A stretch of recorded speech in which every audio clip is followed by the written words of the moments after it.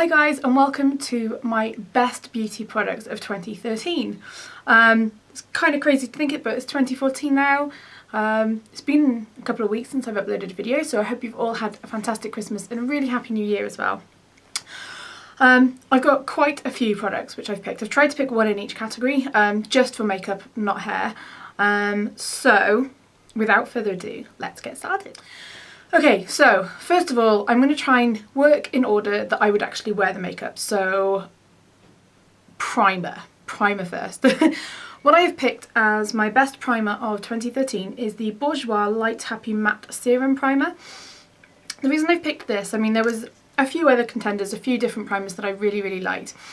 But this one just stood out to me because it really helped control the oil, and like, I have really oily skin. My skin is combination skin with a very oily T-zone.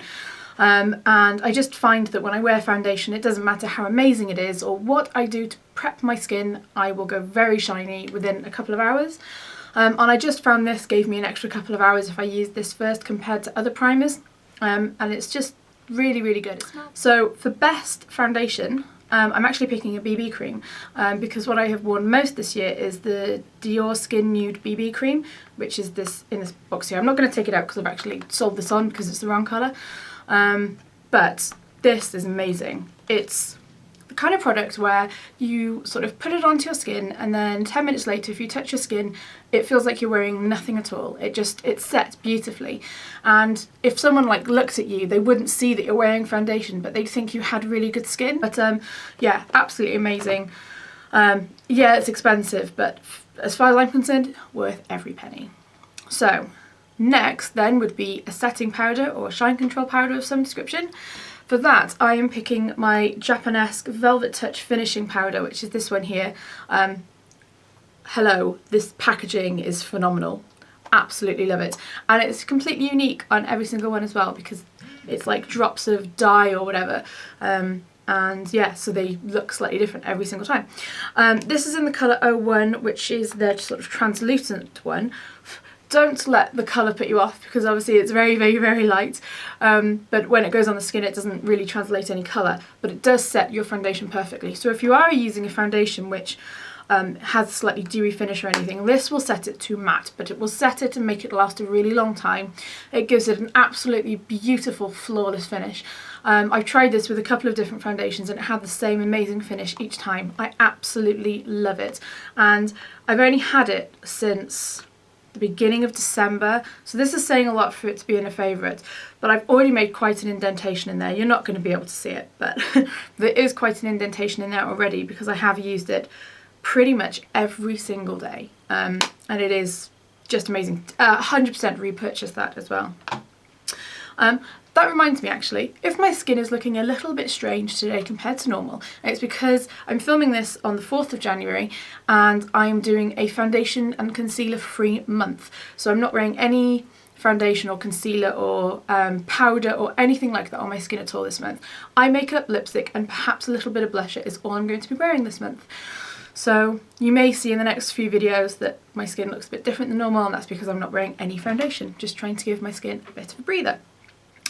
So next, I would normally do my eyebrows next. So for me, the best kind of brow product of the year has been my HD Brow Kit in Foxy.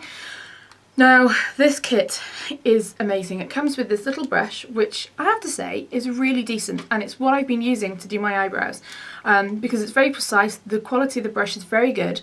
And with the products themselves, you really don't need much. Now, the colour I've been using is this shade over here, which I think probably matches the best, and I've made sort of a fair indentation in it, but I've been using it since July. So no, I've been using it since April. So yeah, so this is a super awesome product. Would definitely repurchase it, absolutely love it.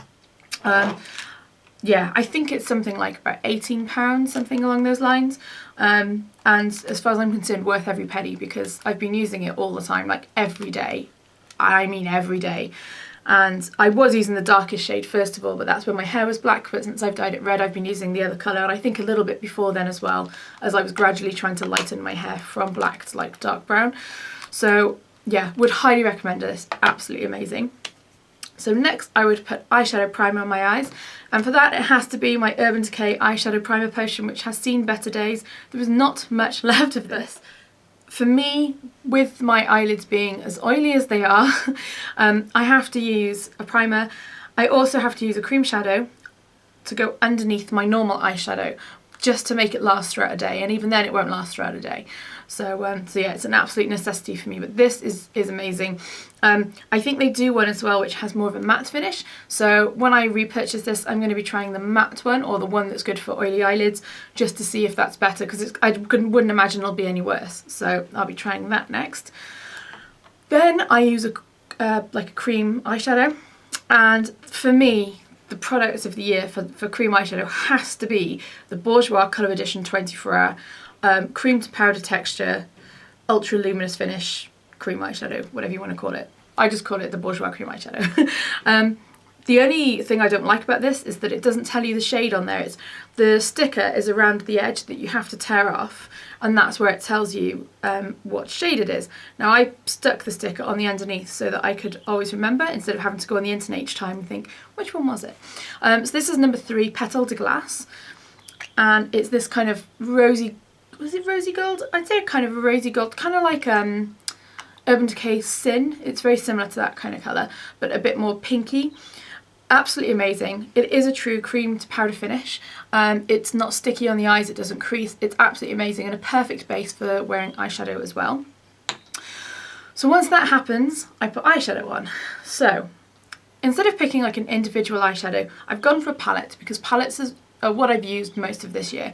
And this was a really hard decision to make because there's lots of really good contenders out there. So some special mentions. The Stila In the Light palette, amazing. My MAC quad that I made, I've loved. Specifically 2 shades, which are Sketch, which is the kind of one that's similar to Cranberry. I think it's called Sketch. And Satin Taupe. Satin Taupe's beautiful. Absolutely love that. As well, and my Naked palette, my Naked One palette, I've been using significantly this last year. But the palette that really caught my attention and that I just found I was leaning to every single day, and it's one I've only had a couple of months, but I adore, and I have used it so much in the short time I've had it. Oh, also special mention to Vice 2 palette. Had that for Christmas. Amazing. That will likely feature in quite a few favourites over the next year. But the palette for me that has to be palette of the year is the Balm's Balm Jovi palette. Now this is amazing for travelling because it's small. It fits really, really, really well inside a makeup bag if you're travelling or anything like that. I love the ingenuity that they've got the flap down here to separate the lip glosses, and then they've got the powders at the top. They've also got a mirror, which is really cute because it's heart-shaped.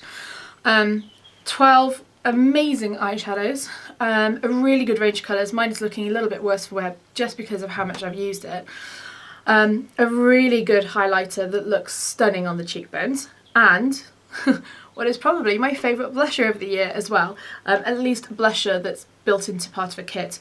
If they did this as a standalone blusher, I don't even know if they do because I haven't looked into it. I would 100% buy it. It's amazing. So first of all, the eyeshadows. The eyeshadows are amazing. There's a really nice range of colours here and they all work really well together. The central row are all mattes and pretty neutral. The right hand side are more sort of on the purpley, mauvey kind of side of the palette. And then on this side we've got more we've got green, kind of like a burgundy, and then a gold and a silver. And they're just absolutely stunning colours. They're really good quality. They're kind of similar to Urban Decay in that they're quite creamy, they're not too dry. And they just blend really well. They're fantastic products, and the Balm are just amazing. They have been a discovery for me over the last year, and I've loved everything I've tried from them. So the shade of this blusher is called Don't You Want Me, and it's this beautiful kind of coral peachy blush, and it looks so pretty on pale skin like mine. It's just the most stunning blusher. I've made quite an indentation in it. I've used quite a lot of it. Yeah, absolutely beautiful. However, I haven't used the lip glosses. I haven't even swatched them. So I couldn't tell you what they're like, but they look beautiful. But for eyeshadows at least, this is the palette that I've just thought was just the best for me. Okay, next, eyeliner. So I don't often wear kohl eyeliner. I'm a liquid eyeliner girl. And it has to be, and I would say that this has been my favourite for probably about the last 10 years, and that's the Equator de Chanel. So it's their liquid eyeliner pen, and it is absolutely amazing. It's £25, it's probably gone up to 26 by now. And one of these, I use it every single day, about one twist on each eye, maybe 3 twists overall, and this will last me about 10 months. So it lasts a really long time and you do get your money's worth. And people always say to me, well, I say always, people say to me sometimes, like, you know, that my liquid eyeliner is, you know, I know how to put it on, and I find it very easy. And the reason I find it easy is because of this.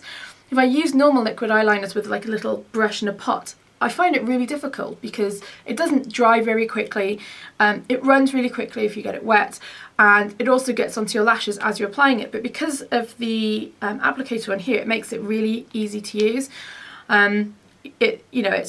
You don't get it on your eyelashes or anything like that. It's just an amazing product, and if anyone wants to wear liquid eyeliner, I would highly recommend just investing in this and just pursuing, because this is absolutely amazing. In fact, I would almost say that this is my overall product of the year because it's just so awesome. Next, I would wear mascara. So we'll do mascara. I have tried a lot of mascaras over the last year, and there are lots which are amazing, like the Maybelline Rocket Volume is phenomenal, the Falsies by Maybelline as well. There is a brand which I have tried this year for mascara and I absolutely adored, and that is Lancome with the Hypno Star mascara. Yeah, I may be swayed a little bit by the packaging because it's so sparkly and beautiful, but it is a really amazing mascara. Now, I don't wear it and think, oh my god, I have to just wear this constantly. I can't say I've been taken aback that much by a mascara this year, but this is the one I have leaned to using the most, and it's definitely one I would repurchase. And even though I would repurchase Maybelline Colossal and any of the other ones, I haven't repurchased them this year. I mean, I've tried lots of different mascaras this year, but this one really has stood out to me, and it doesn't like flake off and drop down. You don't get any transference.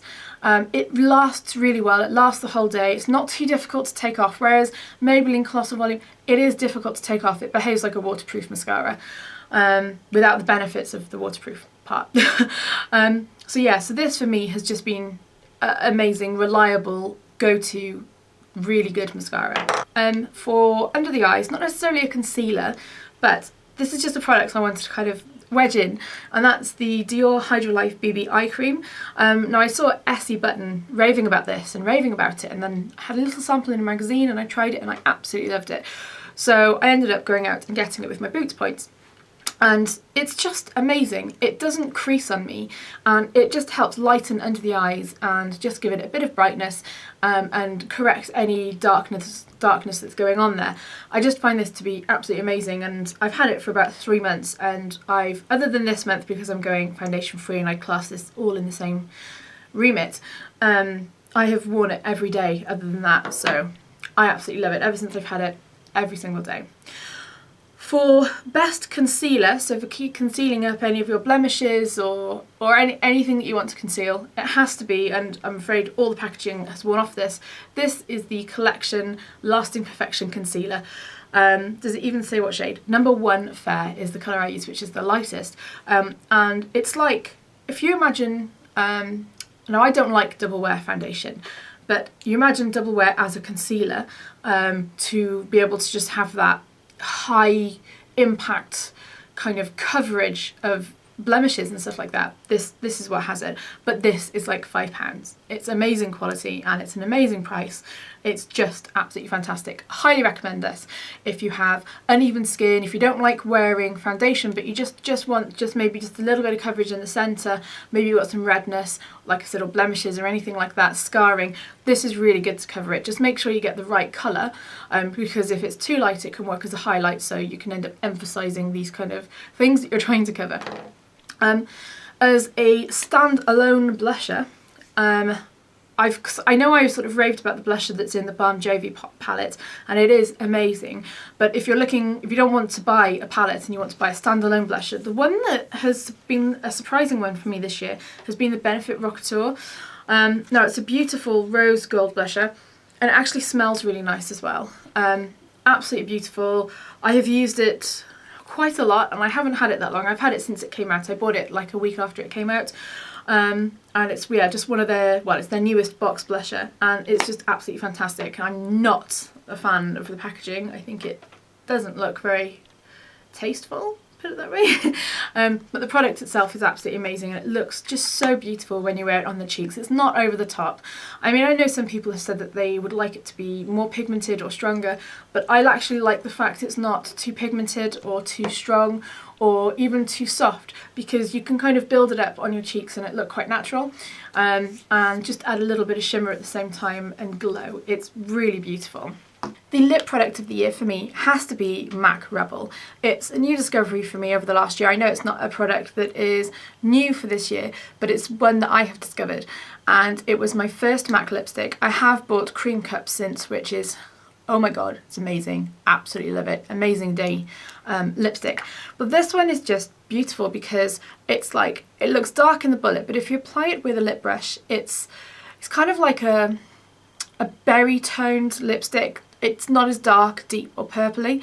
It's just absolutely stunning. It lasts really well. The pigmentation's amazing. It's creamy, it's not drying.